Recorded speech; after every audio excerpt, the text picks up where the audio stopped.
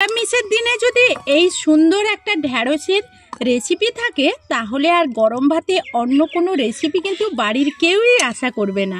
এই সুন্দর রেসিপিটা খুব তাড়াতাড়ি খুব চটজলদিও বানানো যায়।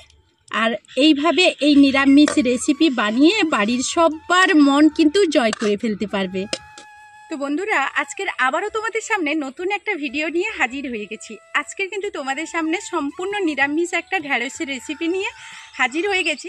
আমিষের দিনে আমরা তো অনেক ধরনের রেসিপি খেয়ে থাকি, কিন্তু নিরামিষের দিন হলেই আমরা বাড়িতে অনেক সমস্যায় পড়ে যাই, বড় থেকে ছোট সবাইকে নিয়ে।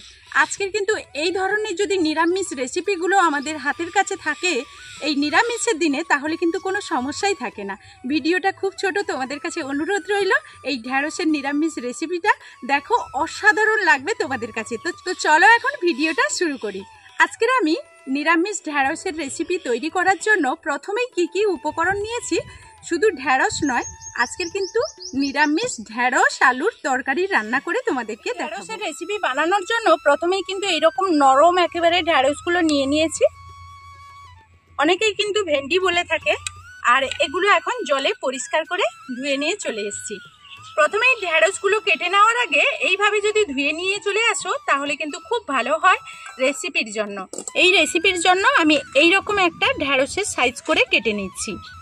বড় সাইজের ঢ্যাঁড়স হলে 3 টুকরো করব, আর এই রকম দেখো ছোট সাইজের ঢ্যাঁড়স যদি হয় আমি 2 টুকরো করব।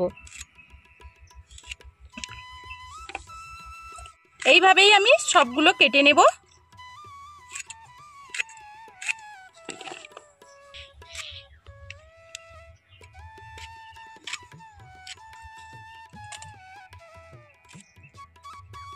এখানে আমি ঢ্যাঁড়স আর আলু, ঠিক আলুটা এই সাইজের করে কেটে নিয়েছি আমি, আর জলে পরিষ্কারও করে নিয়েছি। এখন রান্নার কাজে চলে এসেছি। কড়াই একটা গ্যাসের মধ্যে বসিয়ে দিয়েছি। এখন দিয়ে দিচ্ছি সরষে তেল। এখন কেটে রাখা আলুগুলো আমি দিয়ে দিচ্ছি। আর বন্ধুরা, আমি তো ঢ্যাঁড়সের পরিমাণটা এরকম নিয়েছি, তোমরা বাড়িয়ে কিংবা কমিয়ে নিতে পারো। হাই হিটে খুব ভালো করে যে একেবারে পোড়া করে ভাজতে হবে আলুগুলো তা নয়, হালকা করে মোটামুটি একটা আলুগুলো ভেজে নিতে হবে।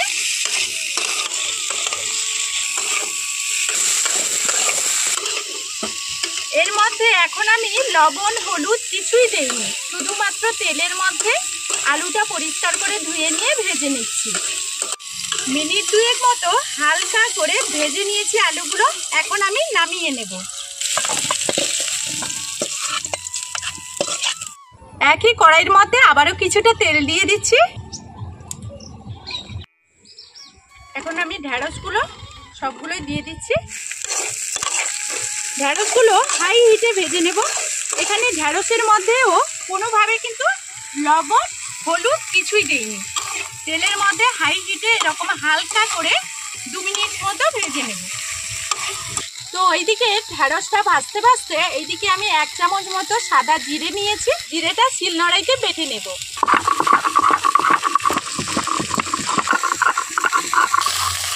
ওইদিকে আমার মশলা বাটা হয়ে গেছে, এইদিকে আমার ঢ্যাঁড়সটাও ভাজা হয়ে গেছে। ঠিক হালকা করেই ভাজবো, একেবারে কড়া করে ভাজতে হবে না।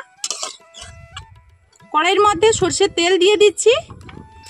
1 চামচ মতো সাদা জিরে। জিরে হালকা আঁচে খুব ভালোভাবে ভেজে নিতে হবে। এখন আমি দিয়ে দিচ্ছি বেটে রাখা জিরে। দিয়ে দিচ্ছি টমেটো, একটা বড় সাইজের টমেটো এইভাবে কেটে নিয়েছি। আমি এখানে 1 চামচ মতো আদার গুঁড়ো দিয়ে দিচ্ছি। তো তোমরা চাইলে আদাটা বেটেও দিতে পারো, আমার কাছে গুঁড়ো আছে বলে আমি গুঁড়োটাই এখানে ব্যবহার করছি। এখন আমি এখানে কয়েকটা কাঁচা লঙ্কা এরকম কেটে রেখেছিলাম, সেটা দিয়ে দিচ্ছি। আর এখানে টমেটো আর সবগুলো উপকরণ ভালোভাবে সেদ্ধ হওয়ার জন্য তাড়াতাড়ি স্বাদ মতো লবণ এখানে দিয়ে দিচ্ছি। যেহেতু আমি কোনো জায়গায় লবণ দেইনি, সেই কারণে লবণটা পরিমাণ মতো দিয়ে দিলাম। এখন আবারও এটা নাড়াচাড়া করে দিচ্ছি। এখন এখানে আমি কয়েকটা গুঁড়ো মশলা দেব, তার জন্য আমি একটু জল দিয়ে দেব, কারণ মশলাগুলো যাতে না পুড়ে যায়। এখন আমি এখানে দিয়ে দিচ্ছি কাশ্মীরি লঙ্কা 1 চামচ, গুঁড়ো লঙ্কা 1 চামচ, হলুদ 1 চামচ, ধনে গুঁড়ো 1 চামচ, আর এখানে জিরে গুঁড়ো 1 চামচ দিয়ে দিলাম। স্বাদের ব্যালেন্সটা ঠিক করার জন্য আমি এখানে দিয়ে দিচ্ছি পরিমাণ মতো একটু চিনি। এখন সমস্ত উপকরণ খুব ভালোভাবে কিন্তু এখানে তেলের মধ্যে ভেজে নেব।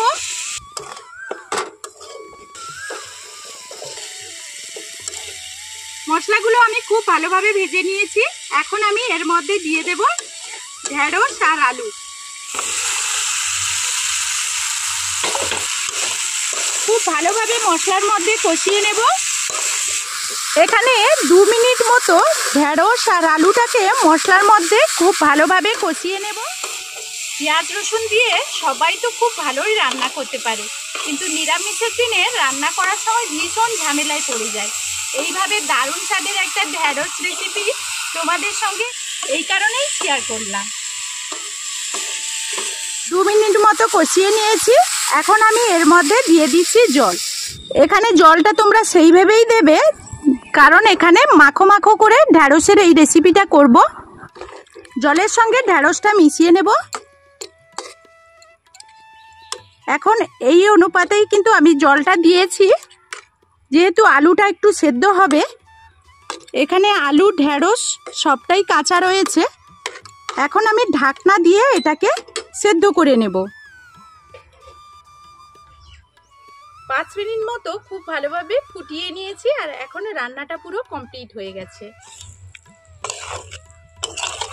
যে কোনো নিরামিষের দিনে যদি এই সুন্দর একটা ঢেঁড়সের রেসিপি থাকে, তাহলে আর গরম ভাতে অন্য কোনো রেসিপি কিন্তু বাড়ির কেউই আশা করবে না।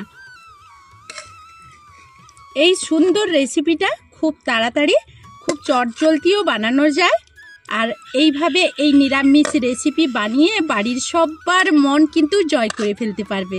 তো এখনকার মতো এই ভিডিও থেকে বিদায় নেব। ফিরে আসবো নতুন কোনো ভিডিও নিয়ে। আর আজকের আমার এই রেসিপিটা যদি ভালো লাগে, সুন্দর একটা কমেন্টের অপেক্ষায় রইব।